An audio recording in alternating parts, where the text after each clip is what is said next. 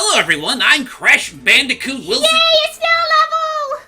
Damn it, I was ruining my joke. Anyway, ladies and gentlemen, Crash Thompson Wilson has returned, and he forgot to bring his jacket and got some gum in his shoe. Ow! Oh, careful, that interdimensional I'm gum. sorry I ruined the joke.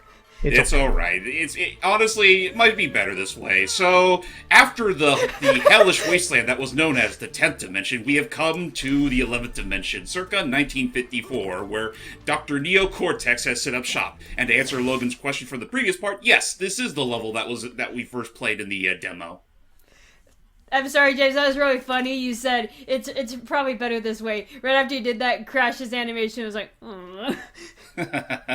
Yeah, no, even he could get a little tired of our banter at times. But for those that have already seen the demo, I'm sure you appreciate knowing that. Well, this will not be a blind run this time. Like, I pretty much played this level from front to back even before the game came out, so I more or less know this game like the back of my hand. This level, you mean? This level, yeah. Crash Bandicoot, you banished me to the Ooh. past, but all it did Oh, was and I'm give me back. more Hi, time. guys. Hey, Jordy's Jordy. back, yay! Yay! And yes, that was me in the trash bin. It's on the way. Don't worry, we cleaned her up just in time to see Cortex fly off in the distance. History here. How many times have you beaten this clown anyway? 3. Really? Only 3? Yeah. Seemed like more. Da-da-da. In another dimension, it certainly was. Actually, So, yeah. for those that didn't see our initial blind run, you get to... Oh, they changed that for this level. Oh, they removed the frickin' floaty? They removed it. Oh, Why the? What's wrong with the damn floaty? because people got the wrong idea and tried to jump into the water, realizing that it wouldn't work. Well, that's just part of the. I'm sorry that the people couldn't handle. Oh, what's up, Wait, Matt? he had a floaty? Yeah, it's a whole thing. You can watch our video later. What's up, Matt? If you do not get the insanely perfect relic on this level, you are dead to me. Well, he has had to well, practice. you've likely just jinxed it, Matt. So don't push your luck.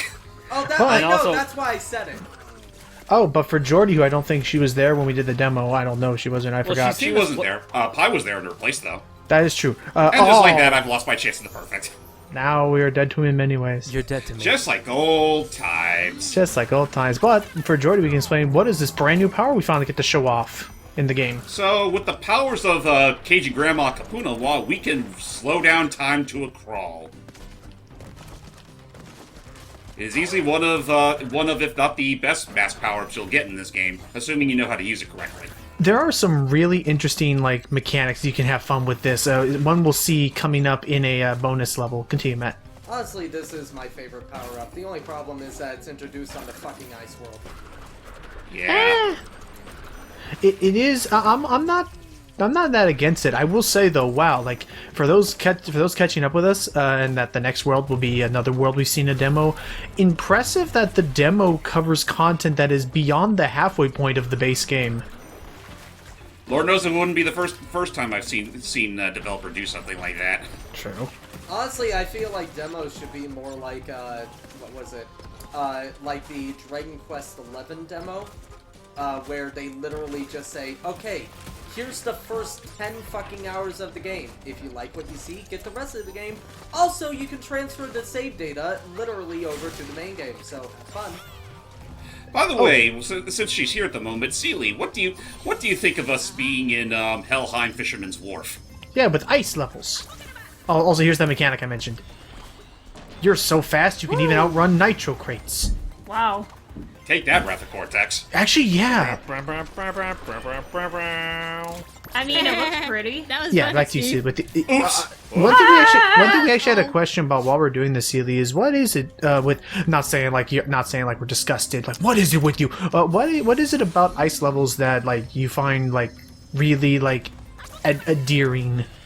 To be honest, I don't really know. I think it's that I identify with. I feel like ice is, for lack of a better term, my element.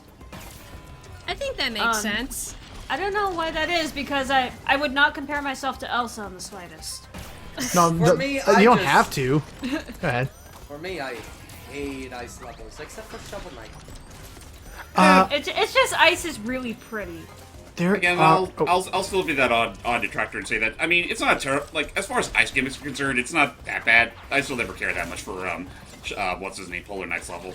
I will Honestly- say yeah. Honestly, my whole thing is that I just prefer it over. I like it because because it reminds me, man, you can do ice levels well, and you can never do wind levels well because. I do have a funny story. I still think Polar Knight's level's fun despite all the spikes. I have died What is Sealy's so many fucking times. Sealy, Anyway, what is you're your saying story? Okay, so when I was a kid, do you guys remember like Sealy, real quick. I just want to share something with the guys real quick. Pay attention to the left portion of the screen.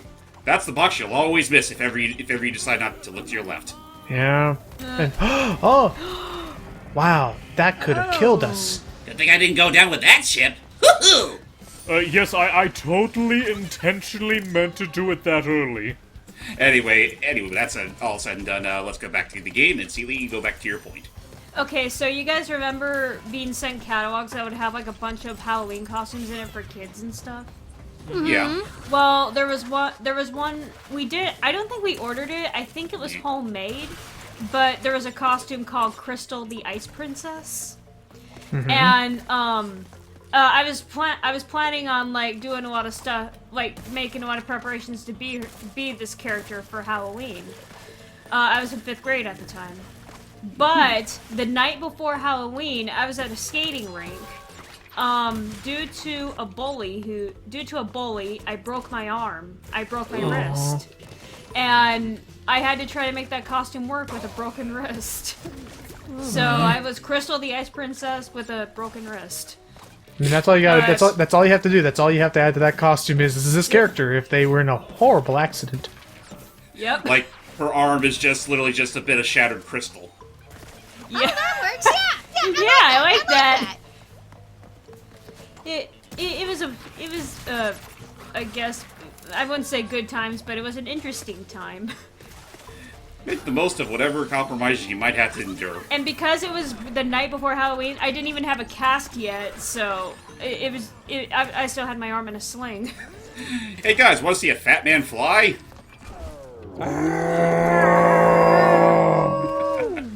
I'll never get tired of that. It's fun. Also, on a side note, I'm glad it was my left arm, not my right arm, because I'm right-handed. Ooh. There is something funny about having a screen be played in slow motion. Just the whoa.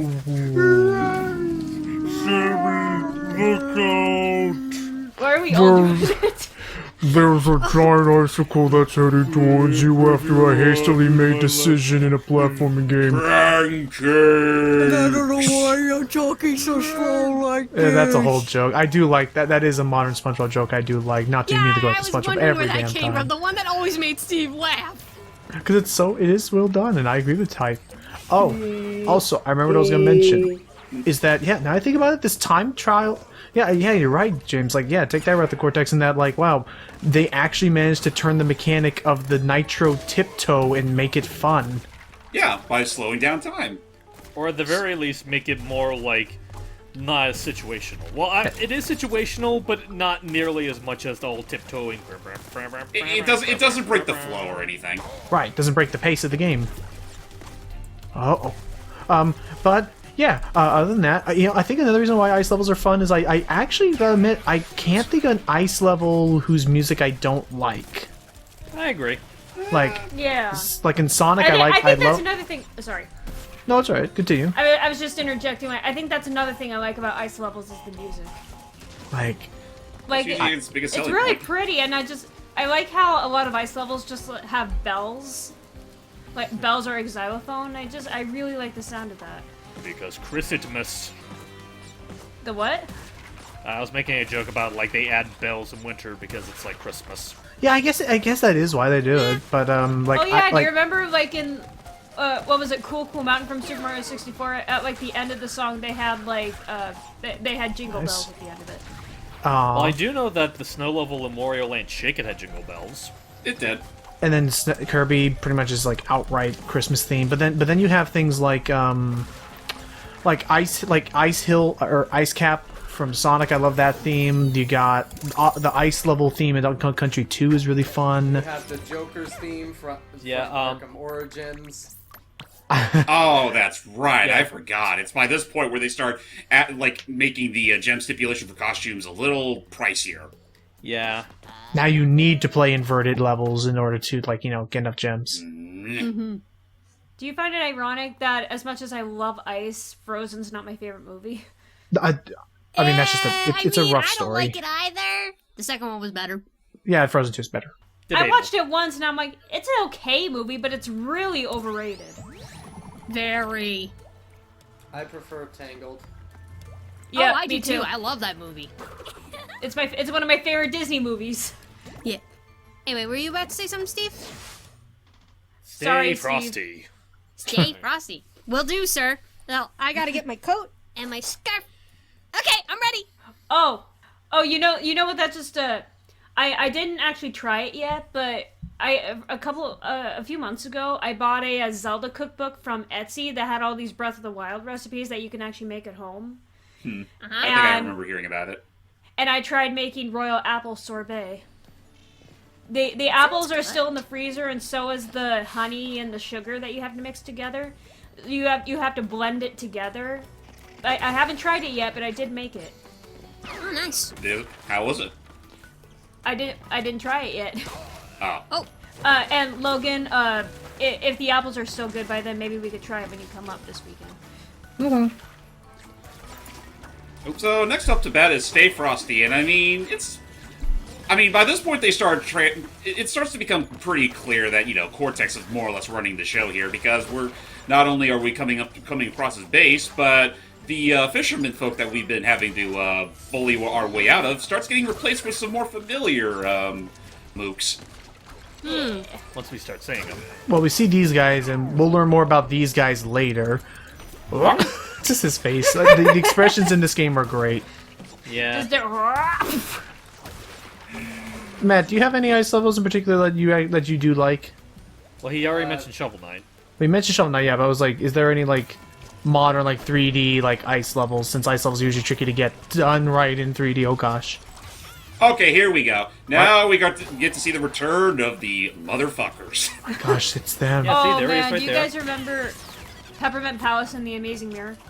I remember that. Yes. I also remember how much of a big stinky he was making when he discovered that one puzzle was you could easily break it with the ice power up. Yep. But I was gonna go back to Yep. what I asked Matt about. But can you think of any of those, Matt?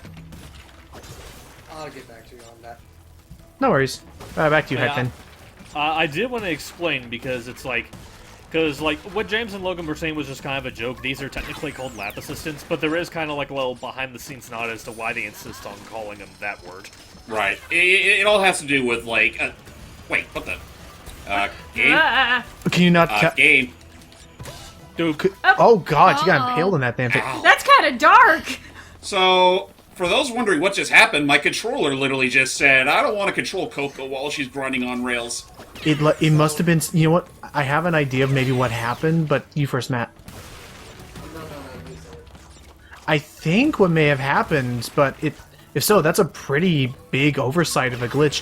You know how when you first hop onto a grind rail, there's a part where it does take control from you to kind of magnetize you onto the rail with a little cutscene animation.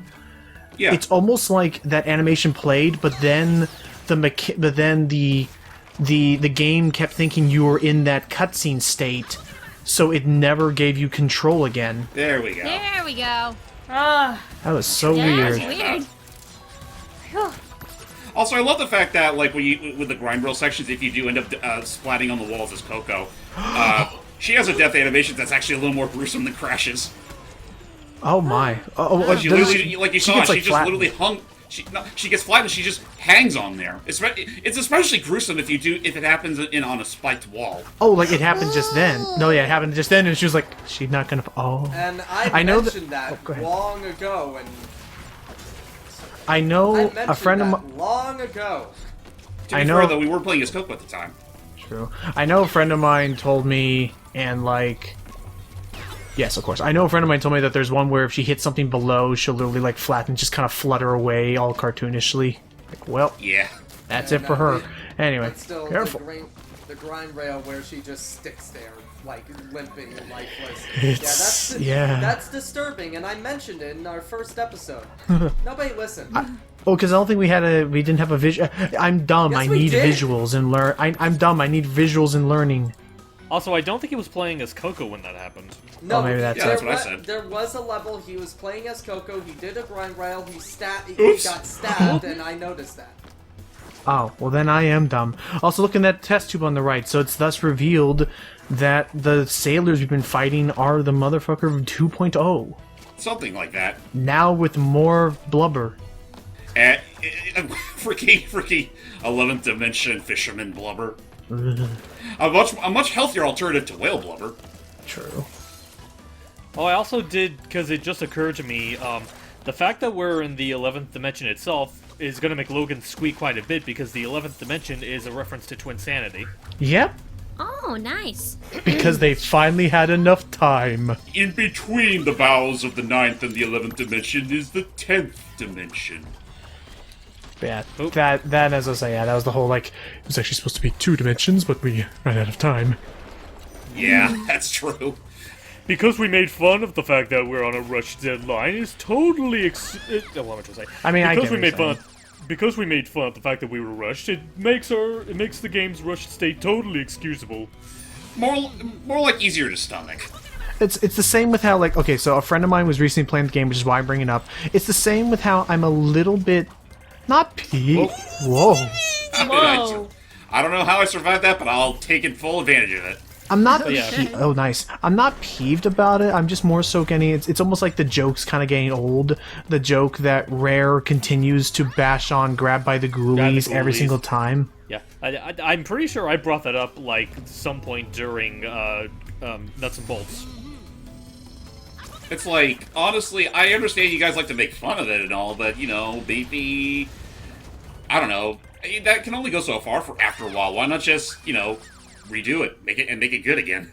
You know, I'm kind of curious. I don't know if we ever did talk about it. I don't know how in-depth we ever talked about it, but what exactly was wrong with Grab by the Ghoulies? It was a little too simple for its own sake. Yeah, it was that, also, and I heard it was a rush job. I could definitely see that. There are my 2 biggest complaints with the game are as follows. 1, the fact that there are literally in that game sequences that are basically just jump scare the hallway. Oh, well, now that's just rude. Jump square Oh, QTE yeah, Matt. the hallway. Remember that thing you mentioned earlier about the boxes being so hippity-hoppity? Look at him go! Fun time. Get on top of one of them, thankful- it's funny. Well, thankfully, we have time manipulation. But yeah, just get on top of him, it's like, go for a ride, Coco. Oh! Oh! Too high. Can't go for a ride. Oh, okay, the ceiling's a little low there. Take you for a ride. Oh god, that was an ugly laugh. And they say I'm the crazy one. Honestly, not going to lie, Crash 2 had some pretty good ice levels. It's just I am not the biggest fan of Crash 2. Well, I love Crash 2. No, It's no, just no, there's I'm not, also... I don't hate Crash 2. My problem is the fact that that everybody loves Crash 2 and think it is the greatest game that has ever existed in the Crash series. Well, Where I'm Crash just 2 like, is one of It's those... not? Well, Crash 2 is kind of one of those things where it's like... Well, for a lot of people, it's like, it definitely is much more refined than Crash 1, and it doesn't, like, try to bog itself down with, like, a lot of different things like 3 does. Yeah, it's a little more... honestly, it's like the 3D equivalent of a Donkey Kong Country game. I can see that, where it's like it was just like it had like solid mechanics that it just evolved over time. Yeah, it's like I still prefer Warped. I still prefer Warped, but I definitely appreciate a lot of the good aspects that Cortex Nice. Strikes Back has. We can't. I was like, I just noticed I didn't have Kapuna 1 anymore. Why did you do that? because he didn't notice that Kapuma just comes back saying, "Ah, sorry, I had to use the ladies' room. What did I miss?" And you just see nothing but ash. It's like, oh. It's like, Yeah, because like right there, I should be like, I should have noticed right then and there that she just up and ditched me. So I'm like, yeah. Yeah. Yeah, don't do you that said again. you would be with me forever, Grandma. I'll go with some... I can't mimic her accent. How do you do a Cajun accent again? You're fine. I don't know. Think of it like Like, you think of like old fortune teller, or think of like How did I nice, survive that? or think of Matt. What was the name of the soothsayer? Yeah, Calypso. Thank you, from Pirates of the Caribbean. Calypso's also a Marvel character. When I think of fortune teller, I just do this sort of voice where it sounds like I'm a crazy woman. So you basically become Shirley MacLaine.